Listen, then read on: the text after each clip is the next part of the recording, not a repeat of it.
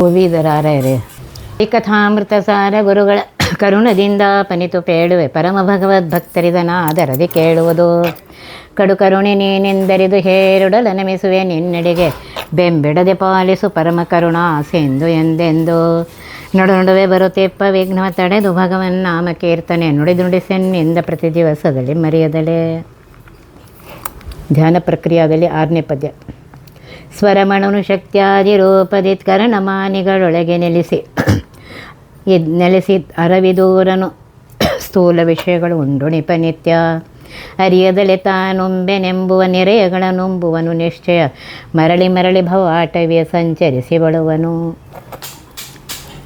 ಜ್ಞಾನೇಂದ್ರಿಯ ಕರ್ಮೇಂದ್ರಿಯ ತತ್ವಜಡ ಪ್ರಕೃತಿಗಳಲ್ಲಿ ತದಭಿಮಾನಿ ದೇವತೆಗಳಲ್ಲಿ ಇರುವಂತಹ ಪರಮಾತ್ಮನ ದ್ವಾದಶ ಶಕ್ತ್ಯಾದಿ ರೂಪಗಳ ಕಾರ್ಯಗಳನ್ನು ತಿಳಿದುಕೊಂಡು ಸ್ಥೂಲ ವಿಷಯಗಳನ್ನು ಪರಮಾತ್ಮನೇ ಉಂಡುಣಿಪನೆಂದು ಚಿಂತಿಸಿದರೆ ಬಂಧಮೋಚಕ, ಇಲ್ಲದೇ ಇದ್ದರೆ ಪುನಃ ಸಂಸಾರದ ಬಂಧನದಲ್ಲಿ ಬೀಳ್ತಾನೆ. ಅದನ್ನೇ ಇಲ್ಲಿ ಹೇಳ್ತಾರೆ. ಸ್ವರಮಣನು ಪರಮಾತ್ಮನು ತನ್ನಲ್ಲೇ ತಾನು ರಮಿಸ್ತಾನೆ. ಅಂದರೆ ತನ್ನ ವಿಜ್ಞಾನಮಯವಾದ ಸ್ತ್ರೀ ರೂಪದಲ್ಲಿ ಆನಂದಮಯ ನಾಮಕ ಪುರುಷ ರೂಪದಿಂದ ರಮಿಸುವನೆಂದು ಹೇಳ್ತಾ ಇದ್ದಾರೆ. ಪರಮಾತ್ಮನ ಶಕ್ತಿಯಾದಿ 12 ರೂಪಗಳು ಶಕ್ತಿ, ಪ್ರತಿಷ್ಠಾ, ಸಂವಿತ್, ಸ್ಫೂರ್ತಿ, ಪ್ರಕೃತಿ, ಕಲಾ, ವಿದ್ಯಾ, ಮತಿ, ನೀತಿ, ಮಾಯಾ, ಕಾಲ, ಪುರುಷ. ಹೀಗೆ ಮನಸ್ಸು, ಬುದ್ಧಿ ಮತ್ತು ಪಂಚ ಜ್ಞಾನೇಂದ್ರಿಯ ಪಂಚ ಕರ್ಮೇಂದ್ರಿಯಗಳ ಇರು 12 ರೂಪಗಳಿದೆ ಅಂತ ಹೇಳ್ತಾ ಇದ್ದಾರೆ. ಕರಣಾಭಿಮಾನಿಗಳೊಳಗೆ ಇಂದ್ರಿಯಾಭಿಮಾನಿ ದೇವತೆಯೊಳಗೆ ನೆಲೆಸಿ ಇದ್ದು ಅರವಿದೋರನು ತಾನು ದೋಷ ದೂರನಾದರೂ ಸ್ಥೂಲ ವಿಷಯಗಳನ್ನು ಉಂಡುಣಿಪ ನಿತ್ಯ ತಾನು ಶುಭಸಾರ ರಸಭೋಕ್ತ ತನ್ನ ಸ್ವರೂಪ ರಸವನ್ನು ಸ್ವೀಕರಿಸಿ ಸ್ಥೂಲ ಜೀವರಿಗೆ ಯೋಗ್ಯವಾದ ರಸವನ್ನು ತ್ರಿವಿಧ ಜೀವರಿಗೆ ಪರಮಾತ್ಮ ಉಣಿಸ್ತಾನೆ. ಇಂದ್ರಿಯಜನ್ಯ ಸುಖ ದುಃಖಾದಿಗಳು ಪರಮಾತ್ಮನ ಅಧೀನ. ಪರಮಾತ್ಮನ ವ್ಯಾಪಾರವೆಂದು ತಿಳಿಯದಲೇ ಅಂದರೆ ಪಂಚ ಜ್ಞಾನೇಂದ್ರಿಯ ತತ್ವ ಪ್ರಕೃತಿ ಲಕ್ಷಣ ಧರ್ಮಗಳನ್ನು ಅರಿಯದಲೇ ತಾನುಂಬೇನೆಂಬುವನು ನೆರೆಯಗಳೆಂಬುವನು ಅಂತ ಹೇಳ್ತಾರೆ. ನರಕದಲ್ಲಿ ಆಗುವ ದುಃಖಗಳನ್ನು ನಿಚ್ಚಳವಾಗಿ ಉಂಬುವನಲ್ಲದೆ ಮರಳಿ ಮರಳಿ ಪುನಃ ಭವಾಟವಿಯ ಸಂಚರಿಸಿ ಬಳುವುದು. ಸಂಸಾರವೆಂಬ ಅರಣ್ಯದಲ್ಲಿ ಕಲ್ಲು ಮುಳ್ಳುಗಳನ್ನು ತುಳಿದು ಸಂಚರಿಸಿದ ದುಃಖದಲ್ಲಿ ಬಳಲ್ತಾನೆ ಅಂತ ಹೇಳ್ತಾರೆ. ಮನಸ್ಸು, ಬುದ್ಧಿ, ದಶೇಂದ್ರಿಯಗಳ ಕಾರ್ಯ, ತದ್ಗುಣ, ಬಂಧಕ, ಮೋಚಕನು ಪರಮಾತ್ಮನೇ ಆಗಿದ್ದಾನೆ. ಅವೆಲ್ಲವೂ ಪರಮಾತ್ಮನ ಅಧೀನವಾಗಿವೆ.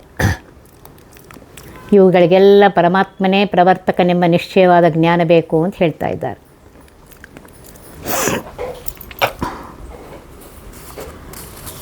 ಆದ್ದರಿಂದ ಸ್ವರಮಣನಾಗಿರುವಂತಹ ಪರಮಾತ್ಮ ಶಕ್ತ್ಯಾದಿ 11 ಇಂದ್ರಿಯಗಳಲ್ಲಿ 11 ಶಕ್ತ್ಯಾದಿ ರೂಪಗಳಿಂದ ಇದ್ದಾನೆ ಅಂತ ಹೇಳಿದರು. ಶಕ್ತಿ, ಪ್ರತಿಷ್ಠಾ, ಸಂವಿತ್, ಸ್ಫೂರ್ತಿ, ಪ್ರವೃತ್ತಿ, ಕಲಾ, ವಿದ್ಯಾ, ಮತಿ, ಮಾಯಾ, ಕಾಲ, ಪುರುಷ. ಹೀಗೆ ಪರಮಾತ್ಮನ ಈ 11 ರೂಪಗಳು ಮನಸ್ಸೇ ಮುಂತಾದ 11 ಇಂದ್ರಿಯಾಭಿಮಾನಿ ದೇವತೆಗಳಲ್ಲಿ ನಿಯಾಮಕವಾಗಿ ಇರುತ್ತವೆ. ಸುರುಚಿ ರುಚಿರ ಸುಗಂಧ ಶುಚಿಯಂದಿರುತಿಹನು ಷಡ್ರಸಗಳು 12 ರೂಪದಲ್ಲಿಪ್ಪ ಶ್ರೀ ಭೂದುರ್ಗೆಯರ ಸಹಿತ ಸ್ವರಮಣನು 72,000 ಸಮೀರನ ರೂಪದೊಳಗಿದ್ದು ಗುರುಪರಾಕ್ರಮ ಕರ್ತೃ ಎನಿಸುವ ನಾಡಿಗಳೊಳಗಿದ್ದು. ಸುರುಚಿ ರಸನೇಂದ್ರಿಯವಾಗಿರುವಂತಹ ನಾಲಿಗೆಗೆ ಸಮೀಚೀನವಾದ ರುಚಿಕರವು ಪ್ರತಿಯೊಂದು ಪದಾರ್ಥಗಳಾಗಬೇಕಾದರೆ ಸುರುಚಿ ನಾಮದಿಂದ ಮತ್ಸ್ಯರೂಪನಾಗಿ ಪರಮಾತ್ಮ ಕಾರ್ಯಪ್ರವೃತ್ತಿಯನ್ನು ಮಾಡ್ತಾನೆ. ರುಚಿರ ವಾಗೇಂದ್ರಿಯದಿಂದ ಭುಂಜಿಸಲು ರುಚಿಸತಕ್ಕವನಾಗಿ ಶ್ರೀ ಭಾರ್ಗವರಾಮನಲ್ಲಿದ್ದಾನೆ. ಸುಗಂಧ ಪ್ರತಿಯೊಂದು ಪದಾರ್ಥಗಳಲ್ಲಿ ಸುಗಂಧ ತಂದುಕೊಡಲು ಶ್ರೀ ನರಸಿಂಹರೂಪಿಯಾಗಿರುವಂತಹ ಪರಮಾತ್ಮ ಘ್ರಾಣೇಂದ್ರಿಯದಿಂದ ಆಘ್ರಾಣಿಸಿ ಸುಗಂಧವನ್ನು ಮಾಡ್ತಾನೆ. ಶುಚಿ ಪ್ರತಿಯೊಂದು ಪದಾರ್ಥಕ್ಕೆ ಪವಿತ್ರತೆ ಮತ್ತು ನೋಡಲು ಒಳ್ಳೆಯ ನಿರ್ದುಷ್ಟವಾಗಲು ಕಪಿಲನಾಮಕ ಪರಮಾತ್ಮ ನೇತ್ರ ಇಂದ್ರಿಯದಿಂದ ನೋಡಿ ಶುಚಿನಾಮಕನಾಗಿ ಷಡ್ರಸಗಳು 6 ರಸಗಳಲ್ಲಿ ಅಪ್ಪಿನಲ್ಲಿ ಒಂದೇ ಸಿಹಿ ಗುಣವಿದ್ದರೂ ಪೃಥಿವ್ಯಾದಿ ಭೇದದಿಂದ ಸಿಹಿ, ಹುಳಿ, ಖಾರ, ಕಟು ಮುಂತಾದ 6 ರುಚಿಗಳಿದ್ದು ಆ ರುಚಿಗಳಲ್ಲಿದ್ದು ಪರಮಾತ್ಮನೇ ಶಕ್ತ್ಯಾದಿ 12 ರೂಪದಲ್ಲಿ ಸತ್ವ, ರಜ, ತಮೋ 3 ಭೇದ ರಸಗಳಲ್ಲಿ ಶ್ರೀ ಭೂ ದುರ್ಗಾದೇವಿಯರಿಂದ ಒಡಗೂಡಿ ಇದ್ದು ಅಥವಾ ಷಡ್ರಸಗಳು ಪ್ರತಿಯೊಂದು ಪದಾರ್ಥದಲ್ಲಿ ಶುಭಸಾರವಾದ ಸ್ವಾಕ್ಯ ಹರಿಯ ರಸ, ಮಹಾಲಕ್ಷ್ಮೀ ದೇವಿಯ ರಸ, ಬ್ರಹ್ಮವಾಯು ರಸ, ಸರಸ್ವತಿ ಭಾರತೀ ರಸ, ಸಮಸ್ತ ತತ್ವಾಭಿಮಾನಿ ದೇವತೆಗಳ ರಸ ಮತ್ತು ಜೀವರುಗಳ ರಸ ಅವರವರಿಗೆ ತಕ್ಕ ಯೋಗ್ಯ ರಸ ಪ್ರವರ್ತಕನಾದನು ಪರಮಾತ್ಮನೇ ಎಂದು ತಿಳಿಯುವುದೇ ಮುಖ್ಯವೆಂದು ಹೇಳ್ತಾ ಇದ್ದಾರೆ. ಹೀಗೆ ಸ್ವರಮಣನಾಗಿರುವಂತಹ ಪರಮಾತ್ಮ ಪುರುಷ ಸ್ತ್ರೀ ರೂಪಗಳನ್ನು ಧರಿಸಿ ತನ್ನಲ್ಲೇ ತಾನು ರಮಿಸ್ತಾನೆ. ಅಂತಹ ಪರಮಾತ್ಮನು 72,000 ನಾಡಿಗಳಿಗೆ ರಸವಿಭಾಗವನ್ನು ಮಾಡಿಕೊಡ್ತಾನೆ. ಸಮೀರ ನಾಮಕ ಪ್ರಾಣದೇವರ 72,000 ರೂಪದೊಳಗೆ ಪರಮಾತ್ಮನು ತಾನಿದ್ದು ಗುರುಪರಾಕ್ರಮ, ಉತ್ಕೃಷ್ಟವಾದ ಪರಾಕ್ರಮ, ಶ್ರೇಷ್ಠವಾದ ಬಲ, ತೇಜ, ವೀರ್ಯ, ಜ್ಞಾನಾದಿಗಳಿಂದ ಪೂರ್ಣನಾದ ಪರಮಾತ್ಮನು 72,000 ನಾಡಿಗಳಲ್ಲಿ ಇದ್ದು ಕರ್ತೃ ತಾನೇ ಸ್ವತಂತ್ರದಿಂದ ಎಲ್ಲ ಕಾರ್ಯ ಮಾಡುವ ಅಧಿಕಾರವುಳ್ಳವನೆಂದು ಪರಮಾತ್ಮನ ಮಹಿಮೆಯನ್ನು ಕೊಂಡಾಡು ಅಂತ ಹೇಳ್ತದೆ. ಈ 72,000 ನಾಡಿಗಳಲ್ಲಿ ಭಗವದ್ ರೂಪ ಉಪಾಸನೆಗೆ ಮುಖ್ಯ ರುಜುಗಳೇ ಅಧಿಕಾರಿಗಳು. ತರುವಾಯ ವಾಯು ಅನುಗ್ರಹದಿಂದ ತತ್ವಾಭಿಮಾನಿ ದೇವತೆಗಳ ಸಾಮಾನ್ಯ ಅಧಿಕಾರವಾದುದರಿಂದ ಶ್ರೀಮದಾಚಾರ್ಯರು ತಂತ್ರಸಾರದಲ್ಲಿ ಹೇಳಿದ್ದಾರೆ ಅಂತ ಹೇಳ್ತಾರೆ.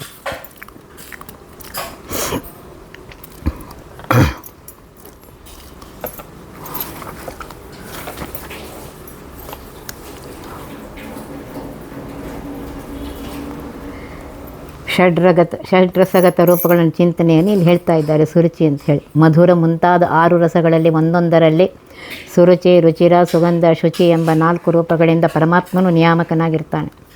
ಮತ್ತು ಶಕ್ತಿ ಮುಂತಾದ 12 ರೂಪಗಳು ಸಹ ಶ್ರೀ ಭೂ ದುರ್ಗಾರು ಎಂಬ ರಮಾರೂಪಗಳಿಂದ ಸಹಿತವಾಗಿಯೇ 6 ರಸಗಳಲ್ಲಿ ಇರ್ತವೆ.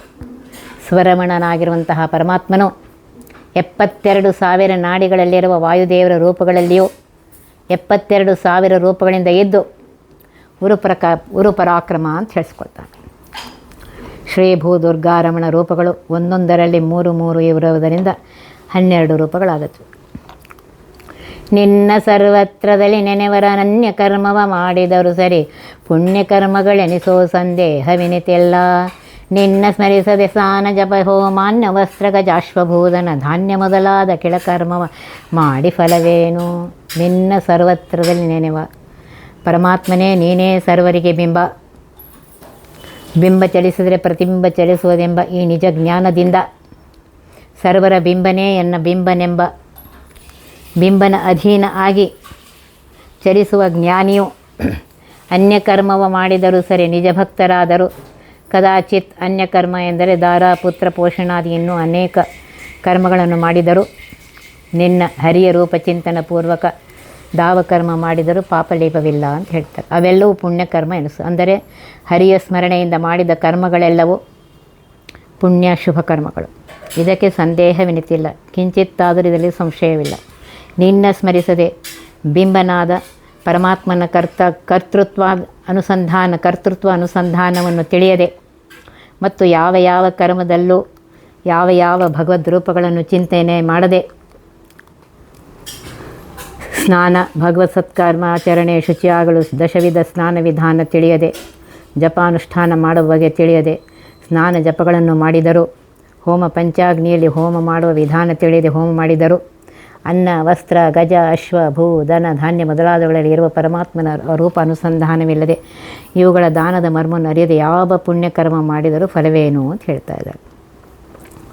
ಅಹಂಕರ್ತೃತ್ವಾಭಿಮಾನದಿಂದ ಮಾಡುವ ಯಾವ ಪುಣ್ಯ ಕೆಲಸ ಮಾಡಿದರೂ ಕಿಂಚಿತ್ತೂ ಫಲವಿಲ್ಲ ಅಂತ ಹೇಳ್ತಾ ಇದ್ದಾರೆ.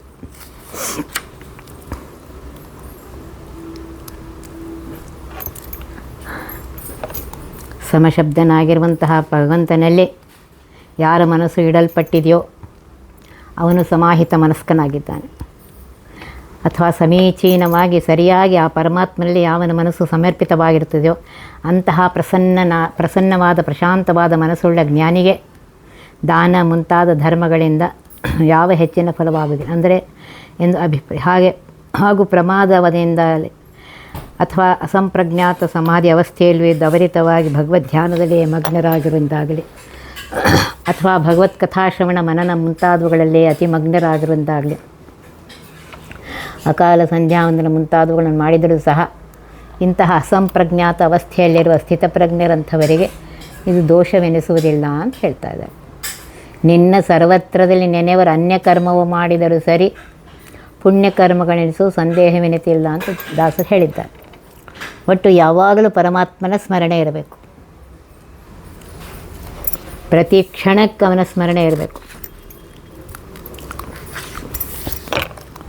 ಇಷ್ಟಭೋಗ್ಯ ಪದಾರ್ಥ ತುಳಸಿ ವಿವೇಷ್ಟ ನಾಮದಿ ಸರ್ವಜೇವರ ತುಷ್ಟಿಪಡಿಸುವ ದಿನದಿನದಿ ಸಂತುಷ್ಟ ತಾನಾಗೆ ಕೋಷ್ಟದೊಳು ನೆಲೆಸಿದ್ದು ರಸಮಯ ಪುಷ್ಟಿ ಐತಿಸುತ್ತ ಇಂದ್ರಿಯಗಳೊಳು ಪ್ರೇಷ್ಠನಾಗಿದ್ದೆಲ್ಲ ವಿಷಯಗಳೆಂಬ ತಿಳಿಸದಲೇ. ಇಷ್ಟಭೋಗ್ಯ ಪದಾರ್ಥಗಳು ತ್ರಿವಿಧ ಸರ್ವಜೀವರಿಗೆ ಇಷ್ಟ ಪ್ರೀತಿಕರವಾದ ಭೋಗ್ಯ ಪದಾರ್ಥ ಭೋಜನ ಮಾಡುವ ವಸ್ತುಗಳಲ್ಲಿ ಇದ್ದು ಇನ್ನು ಭೋಗ್ಯ ಪದಾರ್ಥ ಸ್ವಾರಸ್ಯವಾದ ಪದಾರ್ಥಗಳಲ್ಲಿ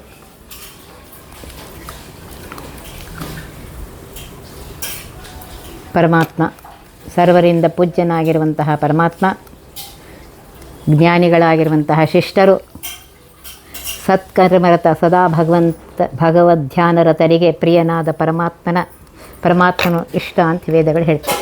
ಇಂತಹ ಜ್ಞಾನಿಗಳಿಗೆ ಇಷ್ಟ ಪರಮಾತ್ಮ. ಭೋಗ್ಯ ಪದಾರ್ಥಗಳು ಸರ್ವಜೀವರು ಭೋಜನ ಮಾಡುವ ಅಥವಾ ಭೋಗ ಅನುಭವಿಸಿ ಆನಂದ ಪಡೆಯುವ ಪದಾರ್ಥಗಳು ತ್ರಿವಿಧ ಸತ್ವ ರಜ ತಮೋ ಜೀವರಿಗೆ ಯೋಗ್ಯ ಪದಾರ್ಥಗಳು.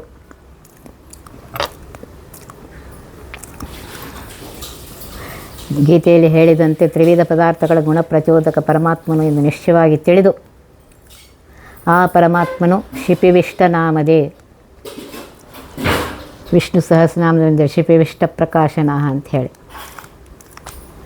ಯಜ್ಞದಲ್ಲಿ ಯೂಪಸ್ತಂಭದಲ್ಲಿರುವ ಪಶುವಿನ ಪುರೋಡಾಶ ಚರು ವಿವಾಹ ತೆಗೆದು ಯಜ್ಞದಲ್ಲಿ ಆ ಪಶುವಿನ ಚರು ಹೋಮಿಸುವವರು ಆ ಪಶುವಿಗೆ ಶಿಪ ಅಂತ ಕರೀತಾರೆ. ಈ ಶಿಪಿಯಜ್ಞ ಪಶುವಿನಲ್ಲಿ ಪ್ರವಿಷ್ಟನಾದ ಪರಮಾತ್ಮನಿಗೆ ಶಿಪಿವಿಷ್ಟ ಅಂತ ಹೆಸರು. ಈ ಪರಮಾತ್ಮನು ತಾನೇ ಆ ಚರುಹ ವಿರ್ಭೋಗ್ಯ ಪದಾರ್ಥದಲ್ಲಿ ಚರು ಹೋಮಿಸಿದ ನಂತರ ತಾನೇ ಅಗ್ನ್ಯಂತರ್ಗತ ಪರಶುರಾಮ ರೂಪದಿಂದ ಸ್ವೀಕಾರ ಮಾಡ್ತಾನೆ.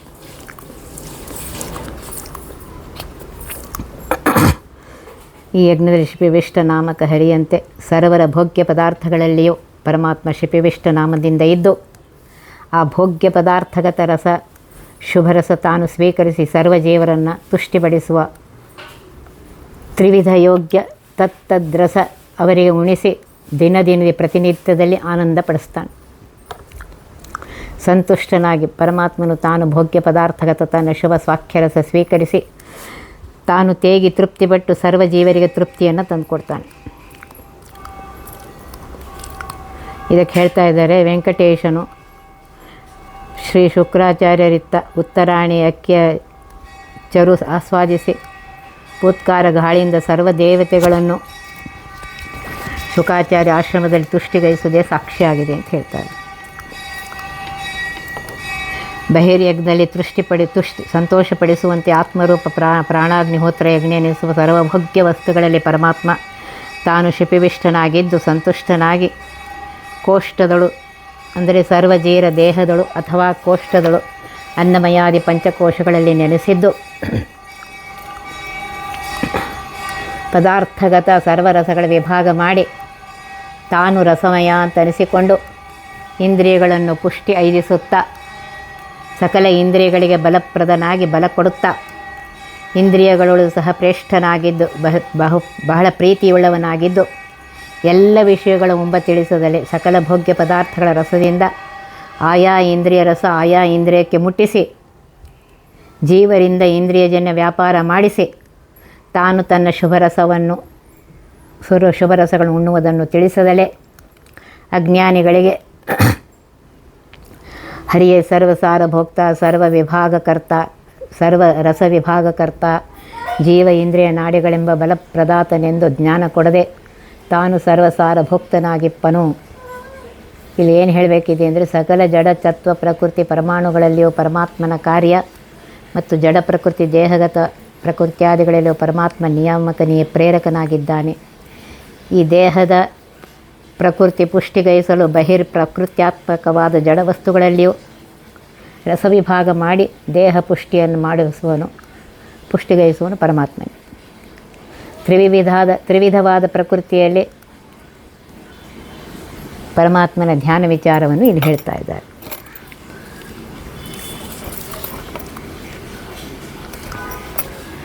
ಕಾರಣಾವಯ ಜ್ಞಾನ ಕರ್ಮ ಪ್ರೇರಕನು ತಾನಾಗಿ ಕ್ರಿಯೆಗಳ ತೋರುವನು ಕರ್ಮೇಂದ್ರಿಯಾಧಿಪರೊಳಗೆ ನೆಲೆಸಿದ್ದು ಮೂರು ಗುಣಮಯ ದ್ರವ್ಯಗತದಾಕಾರ ತನ್ನಾಮದಲ್ಲಿ ಕರೆಸುವ ತೋರಿಕೊಳ್ಳದೆ ಜನರ ಮೋಹಿಪ ಮೋಹ ಕಲ್ಪಕನು. ಕಾರಣಾಹ್ವಯ ಕಾರಣಂ ಎಂದು ವಿಷ್ಣು ಸಹಸ್ರನಾಮದಲ್ಲಿ ಬಂದಿದೆ. ಸಕಲ ಇಂದ್ರಿಯ ಕರ್ಮಗಳನ್ನು ಮಾಡಿಸುತ್ತಾನಾದ್ದರಿಂದ ಪರಮಾತ್ಮನು ಕಾರಣಾಹ್ವಯ ಅಂದರೆ ಕಾರಣನಾಮದಿಂದ ಕರೆಸುತ್ತಾನೆ ಅಂತ ಹೇಳ್ತಾ ಇದ್ದಾರೆ. ಈ ಆಹ್ವಯ ನಾಮದಿಂದ ಉಳ್ಳವ ಜ್ಞಾನ ಪ್ರೇರಕನು ತಾನೇ ಆಗಿ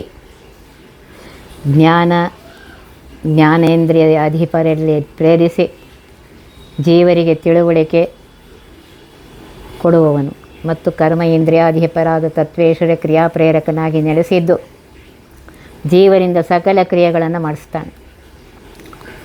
ಮೂರು ಗುಣಮಯ ದ್ರವ್ಯ ಸತ್ವ ರಜ ತಮೋ ಗುಣಮಯವಾಗಿರುವಂತಹ ಪ್ರಾಚುರ್ಯವಾದ ತ್ರಿವಿಧ ಪದಾರ್ಥಗಳ ರೂಪವಾದ ಜಡ ಪ್ರಕೃತಿಯಲ್ಲಿಯೂ ಆ ಪದಾರ್ಥಗಳಲ್ಲಿ ದ್ರವ್ಯಗ ಸತ್ವಾದಿ ಗುಣರೂಪ ರಸಾದಿಗಳಿಗೆ ಆಶ್ರಯನಾಗಿ ದ್ರವ್ಯ ಅಂತ ಕರೆಸ್ಕೊತಾನೆ. ಆ ಪದಾರ್ಥ ಆಕಾರನಾಗಿ ತನ್ನಾಮದಲ್ಲಿ ಆಯಾ ಪದಾರ್ಥ ನಾಮದಿಂದ ಕರೆಸ್ಕೊಳ್ತಾನೆ. ಇದನ್ನು ತೋರಿಕೊಳ್ಳದೆ ಅಜ್ಞರಿಗೆ ತಿಳಿಸದೆ ಜನರ ಅಜ್ಞರಿಗೆ ಮೋಹ ಭ್ರಾಂತಿ ಹುಟ್ಟಿಸುವ ಮೋಹಕಲ್ಪಕನಾಗಿದ್ದಾನೆ. ಮೋಹ ಮಾಯಾ ಇಚ್ಛಾ ಪರಮಾತ್ಮನು ತನ್ನ ಇಚ್ಛೆಯಿಂದ ಭ್ರಾಂತಿ ಹುಟ್ಟಿಸಿ ಬಂಧನ ವಹಿಸ್ತಾನೆ ಅಂತ ಹೇಳ್ತಾ ಇದ್ದಾರೆ.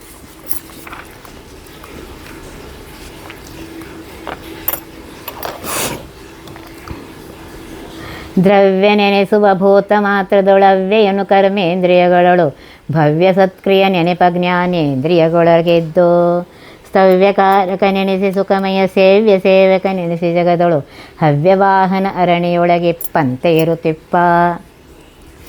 ದ್ರವ್ಯ ನೆನೆಸುವ ಭೂತದಿ ಪಂಚಮಹಾಭೂತಗಳಲ್ಲಿ ಪರಮಾತ್ಮನು ದ್ರವ್ಯ ಪಂಚಭೂತಾತ್ಮಕ ಸತ್ವಾದಿ ಗುಣರೂಪ ರಸಾದಿಗಳಿಗೆ ಆಶ್ರಯನಾಗಿ ದ್ರವ್ಯ ಅಂತ ಕರೆಸ್ಕೊಳ್ತಾನೆ.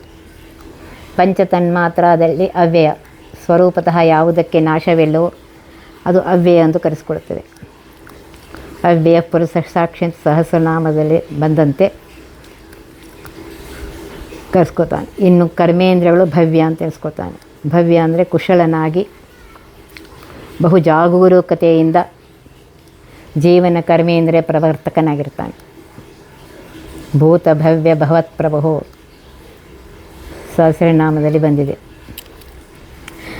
ಅಂಥವನು ಸತ್ಕ್ರಿಯ ನೆನೆಸಿ ಭವ್ಯ ನಾಮದಿಂದ ಇದ್ದಾನೆ. ಇನ್ನು ಜ್ಞಾನೇಂದ್ರಿಯಗಳಲ್ಲಿ ಸ್ತವ್ಯಕಾರಕ ನೆನೆಸಿ ಸ್ತುತ್ಯನಾಗಿ ಅಂದರೆ ಪೂಜ್ಯನಾಗಿ ಪ್ರೇರಕನಾಗಿ ತಾನು ಸುಖಪೂರ್ಣ ಜ್ಞಾನ ಆನಂದಪೂರ್ಣನಾಗಿದ್ದಾನೆ. ಸೇವ್ಯ ಸೇವಕ ನೆನೆಸಿ ಜಗತ್ತಿನಲ್ಲಿ ಸೇವೆ ಮಾಡುವ ಜೀವರಲ್ಲಿಯೂ ಸೇವಕನು, ಸೇವೆ ತೆಗೆದುಕೊಳ್ಳುವರಲ್ಲಿ ಸೇವ್ಯನೆಂದು ಹವ್ಯವಾಹನ ಹೋಮ ಮಾಡುವ ಘೃತವು ದೇವತೆಗಳಿಗೆ ಯಾರ ದ್ವಾರ ಮುಟ್ಟುತ್ತದೆಯೋ ಅಂದರೆ ಅಗ್ನಿಯಲ್ಲಿ ಅರಣಿ ಕಾಷ್ಟರೂಪವಾದ ಯಜ್ಞ ಪಾತ್ರೆಯನ್ನು ಕಡೆಯುವ ಕಾಷ್ಟದಿಂದ ಕಡೆದರೆ ಅಗ್ನಿ ಹೇಗೆ ಹೊರಡೋದು ಹಾಗೆ ಅರಣಿಯಲ್ಲಿಪ್ಪ ಅಗ್ನಿಯಂತೆ ಪರಮಾತ್ಮ ಇದ್ದಾನೆ. ಈ ರೀತಿ ಸಾಧನ ಮಾಡಿ ಧ್ಯಾನಗೈವರ ಹೃದಯದಿ ಪೊಳೆವನು ಅಂತ ಹೇಳ್ತಾ ಇದ್ದಾರೆ. ನೋಡಿರಿ ಆ ಪರಮಾತ್ಮನ ಮಹಿಮೆ ಎಷ್ಟಿದೆ. ಇದನ್ನು ತಿಳ್ಕೊಂಡು ಯಾವಾಗಲೂ ಮಾಡಬೇಕು. ನಾನು ಅನ್ನಬಾರ್ದು. ಪ್ರತಿ ಕ್ಷಣದಲ್ಲಿ ಪ್ರತಿಯೊಂದು ಕ್ಷಣದಲ್ಲಿ ಪರಮಾತ್ಮ ಪ್ರತಿಯೊಂದು ವಸ್ತುವಿನಲ್ಲಿ ನಮ್ಮಲ್ಲಿ ಇದ್ದು ನಮ್ಮ ಯೋಗ್ಯತೆ ನಮ್ಮ ಕರ್ಮಕ್ಕನುಸಾರವಾಗಿ ನಮಗೆ ಎಲ್ಲವನ್ನು ಮಾಡಿಸ್ತಾ ಇದ್ದಾನೆ, ಮಾಡಿಸಿಕೊಡ್ತಾ ಇದ್ದಾನೆ. ಮುಂದಿನದನ್ನು ನಾಳೆ ನೋಡೋಣ. ಒತ್ತಿ ವಿಘ್ನಗಳ ಕಳೆದಪ ಮೃತ್ಯುವಿಗೆ ಮರೆ ಮಾಡಿ ಕಾಲನ ದೂತರಿಗೆ ಭೀಕರವ ಪುಟ್ಟಿಸಿ ಸಕಲ ಸಿದ್ಧಿಗಳ ಒತ್ತಿಗೊಳ್ಳಿಸಿ ಮೆದರು ಹೇಕ್ಷಣ ನೃತ್ಯ ಮಾಡುವರವರ ಮನೆಯಳು ನಿತ್ಯಮಂಗಳ ಹರಿಕಥಾಮೃತ ಸಾರ ಪಠಿಸುವರ.